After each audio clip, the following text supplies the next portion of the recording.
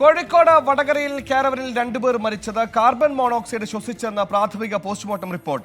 ജനറേറ്ററിൽ നിന്ന് വിഷവാതകം ചോർന്നതായാണ് നിഗമനം. ഇക്കാര്യം സ്ഥിരീകരിക്കുന്നതിനായി വാഹനത്തിൽ കൂടുതൽ പരിശോധന നടത്തും. സംഭവത്തിൽ ദുരൂഹതയില്ലെന്നും പോലീസ് വ്യക്തമാക്കും.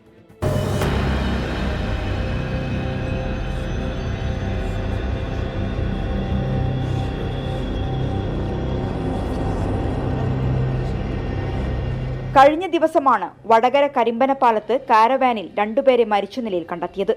മലപ്പുറം വണ്ടൂർ സ്വദേശി മനോജ് കുമാറും കാസർഗോഡ് സ്വദേശി ജോയലുമാണ് മരിച്ചത്.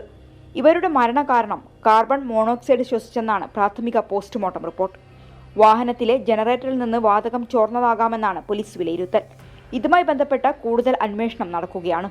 മോട്ടോർ വാഹന വകുപ്പും ഫോറൻസിക് വിദഗ്ധരും വാഹനം പരിശോധിക്കും.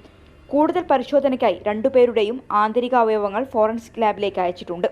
അതേസമയം ഇരുവരുടെയും മരണത്തിന് പിന്നിൽ ദുരൂഹതയില്ലെന്ന് പോലീസ് സ്ഥിരീകരിക്കുന്നു. 24 കോഴിക്കോട്.